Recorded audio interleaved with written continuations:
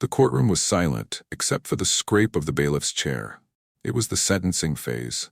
The defendant, Marcus Hale, 29 years old, black, no prior violent record, stood beside his attorney.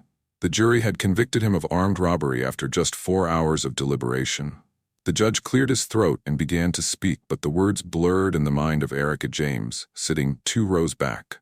She wasn't family. She wasn't press. She was something else entirely. She carried a sealed jury summons envelope in her bag. Not hers, someone else's. And what was inside could undo everything.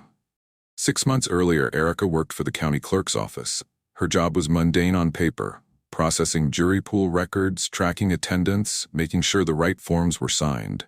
But she knew how the sausage got made. She knew the quiet ways people were kept off juries and how those choices could tip the scales before a trial even began. When the Marcus Hale case came up, she noticed something strange.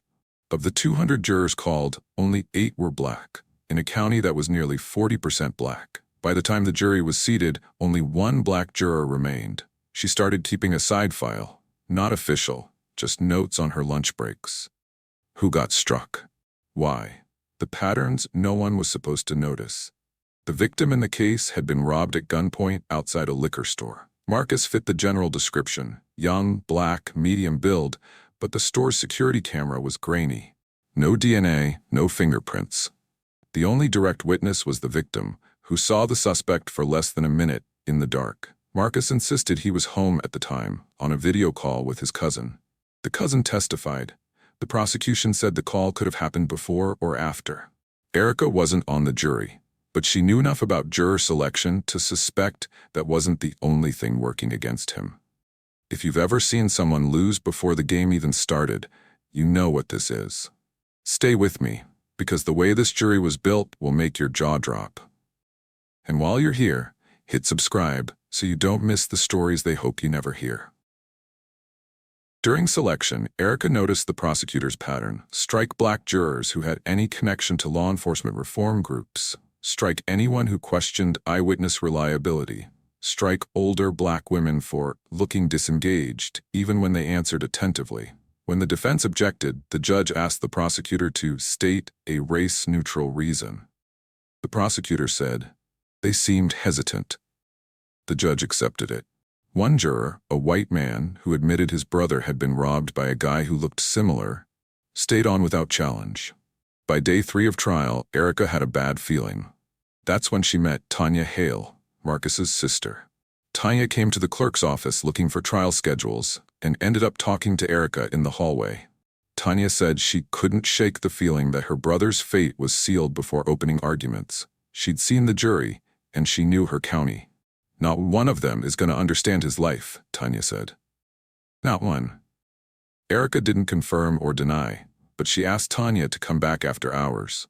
That evening, Erica showed Tanya the attendance logs and selection sheets. Nothing illegal, just public record most people never asked to see. They told a story. Minority jurors overrepresented in the excused and dismissed columns, underrepresented in seated. Tanya's eyes burned. "How do we fight this?" Erica hesitated. "Carefully. This is where most people give up. Because the system is designed to make you feel like you can't push back." Share this video if you've ever seen someone fight anyway. Erica couldn't change the current trial, but she could document the process. She began tracking each challenge, each race-neutral excuse. She cross-referenced them with state bar statistics, showing prosecutors struck black jurors at twice the rate of white jurors. Then, halfway through the trial, something unusual happened. A juror was replaced due to a family emergency. The replacement juror's summons, a white woman in her early 30s, landed on Erica's desk for processing. The envelope was sealed, but the corner was bent, and Erica could see a sticky note peeking out. It read, "Good choice, she's a closer." Erica froze. That wasn't standard. That was coaching. She slid the summons into her bag. When the guilty verdict came in, Tanya's hands shook. She hugged her mother, but her eyes found Erica's across the aisle. Erica tapped her bag just once, then looked away.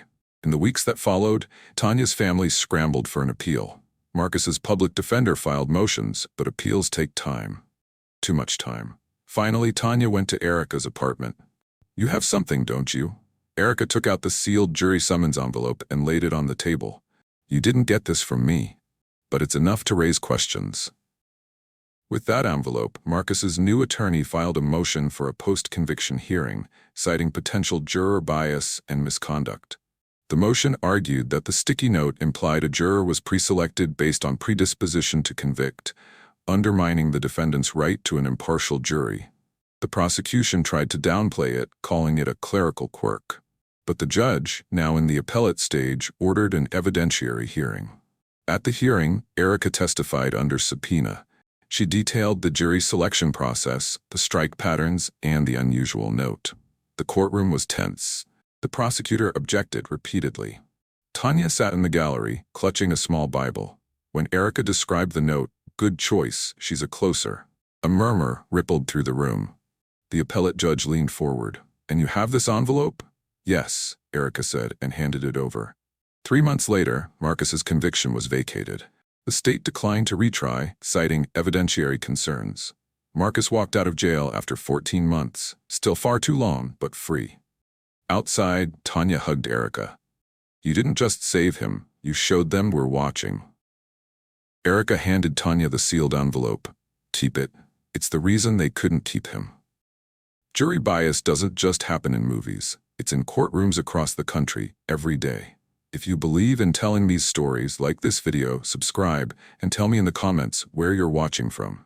Because sunlight is the only way to disinfect a system built in the dark.